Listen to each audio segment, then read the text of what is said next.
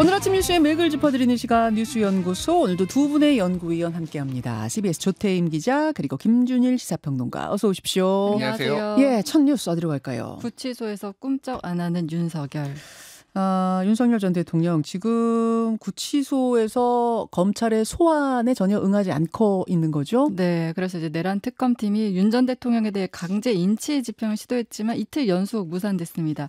그래서 특검팀이 어제 오후 공지를 통해 윤 전 대통령에 대한 인치 지휘가 집행되지 않았다. 향후 출석 여부와 출석 일시, 또 추가 인치 집행 여부 등을 포함해 다양한 조사 방안을 검토 중이라고 밝혔습니다. 네. 앞서 지난 11일, 그러니까 금요일이랑 14일 월요일 두 차례에 걸쳐 윤 전 대통령 측에 출석을 통보했지만 윤 전 대통령이 거부를 했고 어제도 거부를 했고요. 예. 특히 그제 월요일의 경우에는 특검이 서울 구치소에 공문을 보내서 윤 전 대통령을 조사실로 데려오라고 지휘를 했거든요. 근데 서울 구치소는 윤 전 대통령이 수용실에서 나가길 거부하고 있고 또 전직 대통령인 점을 고려할 때 물리력을 동원하기 어렵다 이렇게 회신을 했어요. 네. 그래서 어제 특검팀이 그 서울 구치소 교정 담당 공무원을 불러서 인치지휘 불이행에 대한 경위를 조사하면서 이제 압박 강도를 높였습니다. 특검은 필요시에 서울 구치소장 등 그 더 상급자들에게도 강제구인 실패에 대한 책임을 묻겠다, 이런 방침입니다. 박지영 특검보는 이제 브리핑에서 서울구치소가 형사소송법상 특검의 인치지휘를 이행하지 않을 경우 책임을 엄중히 물을 것이다. 근데 가장 큰 책임은 피의자 윤 전 대통령에 있다, 이렇게 강조를 했습니다.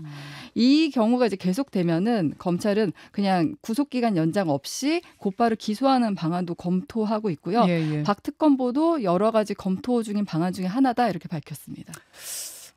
이렇게까지 완강하게 거부한 사례들이 전에도 또 있었나요? 네, 그러니까 2018년에 이명박 전 대통령이 그 110억 원 뇌물수수 혐의로 수사를 받던 때, 그때 이제 그때 당시 검찰이 방문 조사에 나섰지만 이 전 대통령이 세 차례 모두 이제 거부를 해서 그때 당시에 대면 조사 없이 그냥 이 전 대통령을 재판에 넘긴 바 있거든요. 있긴 있군요. 네, 근데 좀 아이러니하게 그 당시 수사를 지휘했던 서울중앙지검장이 윤 전 대통령이었습니다. 지금 윤 전 대통령 측은 강제 인치 시도에 대해서 강하게 반발하는데 이거 전직 대통령에 대해서 공개적인 망신주기다.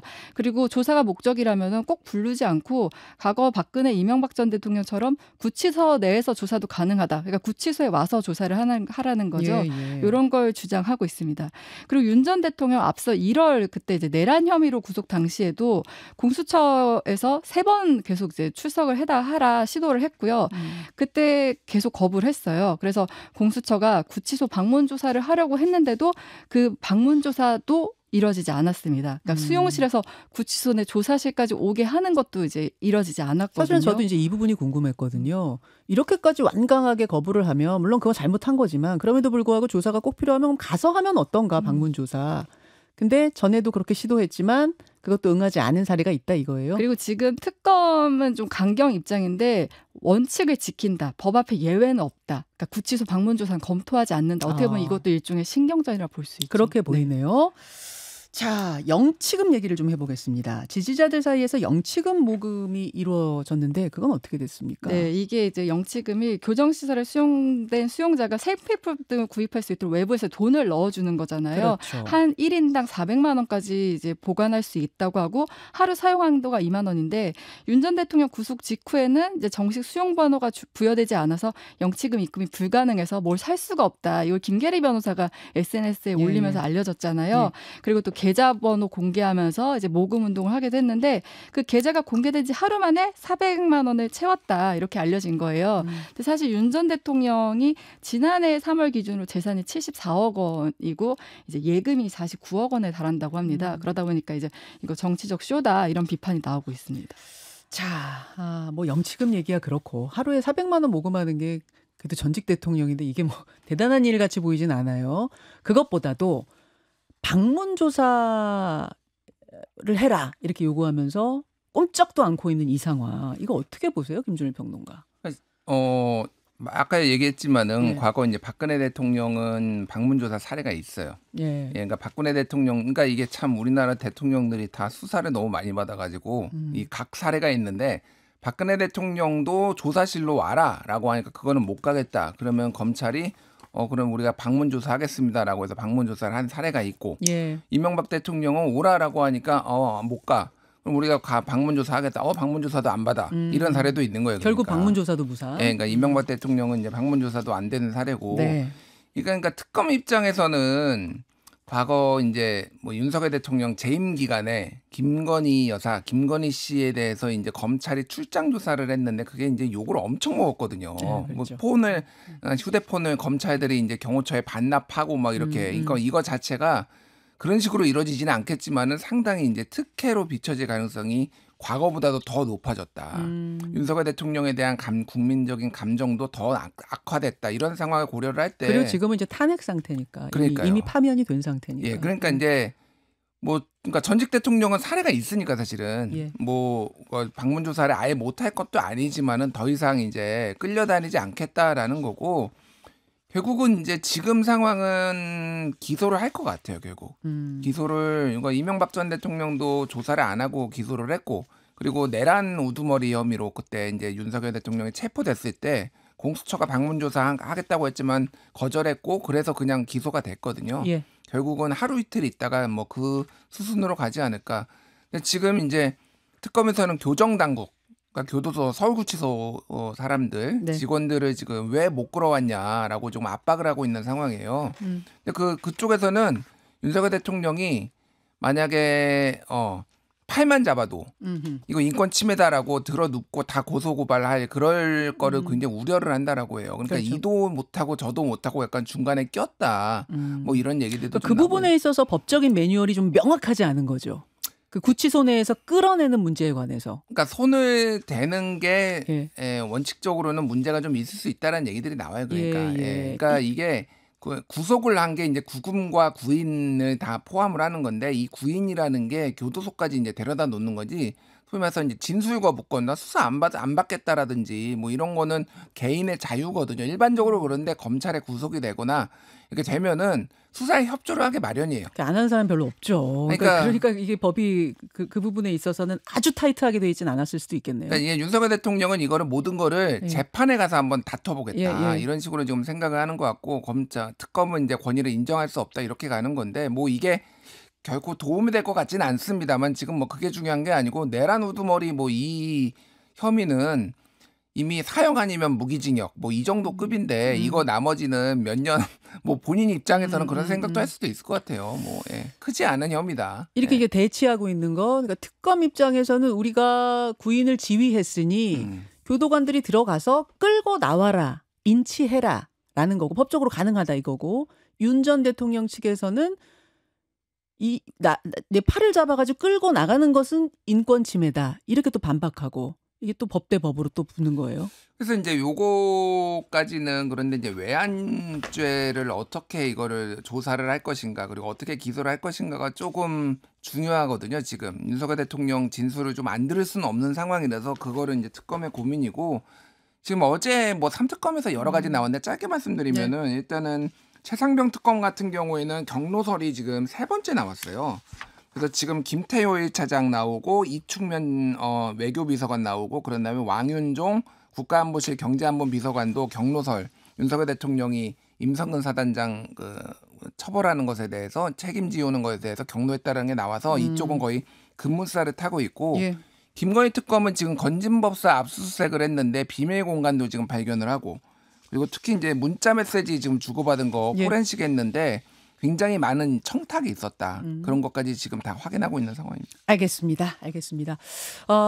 어제도 인사청문회 있었고요. 오늘도 인사청문회가 열리는데 이 인사청문회 얘기는 뒤에 인터뷰까지 쭉 가야 돼서 조금 뒤로 미루고 먼저 국민의힘에서 고소고발전이 있었어요. 네. 그 국민의힘 지금 내부 개파 갈등이 증폭하는 모습인데 이번엔 당비 160억 원 지출선이 도화선이 됐어요. 160억 원 지출설? 이게 무슨 얘기입니까? 그러니까 김종혁 전 최고위원이 그제 SNS를 통해서 그 대선 당시 그 대선 교체 논란이 있었잖아요.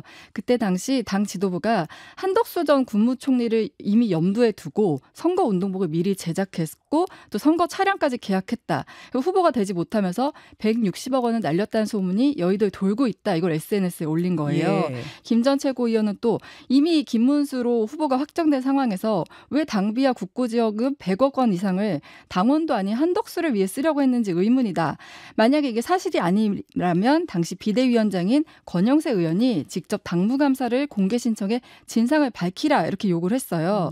그러다 보니까 이제 권영세 의원이 이에 대해서 강하게 반발하면서 예. 김 전 최고위원을 고발하겠다고 밝혔습니다. 어허. 권 의원이 어제 페이스북에 이미 지난 6월에 당무감사에서 한덕수 총리를 위해서 예산 집행한 적이 없다고 판단을 받았는데 마치 이 문제를 사실인 양 다시 문제 제기를 하는 것은 명예훼손이다 이러면서 이제 고발을 하겠다는 입장인 거예요. 실제로 그때 이제 6월에 유일준 당무감사위원장이 브리핑을 하면서 후보 확정 전에 한덕수 전 총리 관련 예산 집행은 확인되지 않았다. 그리고 한 전 총리 이름으로 인쇄된 선거운동복 제작도 사실이 아니다. 이렇게 밝혔어요. 네. 근데 문제는 그때 당시에 비대위 회의록을 확보하지 못한 상태였거든요. 네. 그래서 좀 의혹이 여전히 남아있다. 이런 상황이었고요. 그리고 대선 이후 지금 당이 혁신위를 띄우고 있지만 이제 계속 헤매고 있는 상황에서 친한계 대 친윤계 갈등을 이제 표면화하고 있는 모습인데요. 지금 권 의원이 그제 그러니까 총선 대패로 의석수가 쪼그라들어서 계엄이 이뤄졌다면서 한동훈 전 대표 책임을 이제 물었어요. 그러니까 어제 한 전 대표가 계엄 해제 날에 찾아와서 즉각적 계엄 해제를 경솔했다고 이제 권영세 의원이 말을 했다는 사실을 공개하면서 이제 설전을 또 주고받았거든요.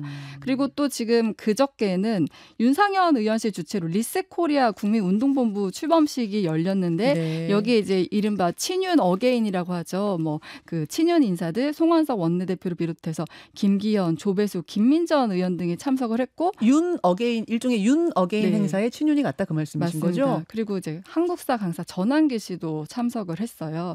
그래서 지금 국민의힘이 뭔가 이제 해법을 못 찾고 좀 자충우돌하는 모습입니다. 그러니까 고소고발전 160원 고소고발전을 지금 소개하신 이유는 친한계 대 친윤계의 갈등, 대립이 표면화된 케이스다. 네, 맞습니다. 그 사례다. 네. 이 말씀이신 거예요. 김종인 그러니까 평론가. 이게 6월 중순에 국민의힘에서 이제 대선 패배한 뒤에 당무감사에 이 부분을 돌입을 했어요. 그러니까 뭐 돈 쓴 것까지 포함해서 도대체 후보 교체, 강제 교체는 어떤 과정으로 이루어졌느냐. 그래서 그때 당시 이제 비대위원들 면담을 하고 그랬는데 네. 당의 기조국에서 회의록은 내지 않았어요. 비대위가 있었으면 회의록이 있었을 거 아니에요. 그리고 이 소위 말하는 쌍권, 권영세, 권성동 이 두 사람에 대해서는 제대로 조사가 이루어지지 않았다. 그때 6월 27일에 이제 발표를 했는데 그런 내용이 있거든요. 그리고 그때 당시에 추가적으로 한덕수 후보를 위해서 돈이 지출된 거는 없다라고 이렇게 얘기를 한 거예요. 그러니까 요거는 맞습니다. 권영세 위원장. 그런데 이거를 국민의힘에서 안 믿는 거예요. 안 믿어요. 그러니까 이거 돈 썼을 거다. 이게 지금 제대로 조사는 된 거는 맞냐. 이게 그러니까 흐름상으로 봤을 때 회의록도 안 내. 쌍권에 대해 조사도 안 해. 뭐 이렇게 됐고 이거 그냥 돈 안 썼어라고 하면 믿을 수 있느냐. 그냥 김종혁 최고가 그렇게 이제 좀 지른 거다. 이렇게 보시면 될 것 같고 이게 이제 말했다시피 크게 보면 이제 개파 갈등이 있는 건데 네. 지금 뭐 윤상현 의원이 리셋코리아도 했는데 네. 그 지금 장동혁 의원도 신우파의 길 뭐 이런 거 어제 지금 토론회 열었는데 여기에도 전한기 씨가 왔거든요. 네. 그래서 또 부정선거 음모론 얘기하고 있고 이틀 연속 지금 부정선거 음모론 얘기 나오고 있고 오늘 참 윤석열 대통령이 네. 그 구치소에서 미국에서 부정선거 음모론 주장하는 모스탄 미국 리버티대 교수를 또 접견을 한대요. 수사는 조사는 안 받으면서 또 부정선거 음모론자 지금 접견 허락됐어요? 허가됐어요? 언론 보도가 나왔습니다. 근데 뭐 이게 허가가 된다 안 된다만 말이 많았는데 이게 어떻게 되는지 모르겠네요. 언론 보도에 따르면 뭐 만난다고 합니다. 그러니까 지금 전체적인 흐름은 국민의힘은 아예 이 전체적으로 이제 개파 갈등이 심해지는데 그게 한쪽은 윤석열을 중심으로 아직도 가야 된다. 부정선거 음모론도 아직 주장하고 있고 한쪽에서는 이제 쇄신을 얘기하면서 좀 끝날 기미가 보이지 않는 그런 상황입니다. 그러니까 윤희숙 혁신위원장이 탄핵의 바다 건너자라고 분명히 또 외쳤는데 지금 이제 이른바 윤어게인 행사에 다시 결집하고 있는 상황들 이걸 보면은 이게 혁신위원장 이야기가 좀 먹히지 않고 있는 느낌, 네, 이런 느낌 들죠. 김종인 전 비대위원장과의 인터뷰가 오늘 2부에 준비되어 있습니다. 거기에서 이 상황 더 짚어보기로 하고 인사청문회로 가겠습니다. 인사청문회.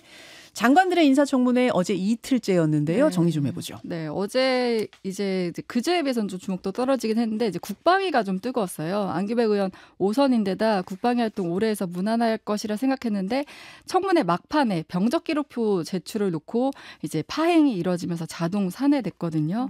그 어떤 문제냐면은 안 후보자가 이른바 방위병, 그러니까 단기 사병 출신인데 당시 방위병은 복무 기간이 14개월이에요. 근데 네. 안 의원은 복무 기간이 22개월로 돼 있습니다. 네. 그러니까 이제 국민의힘에서는 이거 탈영으로 인해서 영창 갔다 온 거 아니냐, 병적 기록표 제출해라 이런 거예요. 근데 안 후보자는 그때 당시 이제 그 당시 어머니가 현역병 10명에게 2, 3주간 점심을 제공했고 이 문제로 이제 군 수사기관에 조사를 받았는데 조사받은 기간이 복무 기간에 포함되지 않아서 전역 후에 잔여 기간을 다시 복무했는데 전역 후에 복무 기간까지 다 포함돼서 국무부를 길게 한 것처럼 이제 자료에 나와 있다. 이런 설명입니다. 예. 그리고 전작권 전환과 관련해서는 안 후보자가 이재명 정부 이내 전환을 목표로 한다고 했는데 이것과 관련해서 대통령실 어제 강유정 대변인이 브리핑을 통해서 이건 장관 후보자 개인의 의견이다. 대통령실에서 5년이란 숫자를 검토하고 있는 건 아니다. 이렇게 언급하기도 했습니다. 네.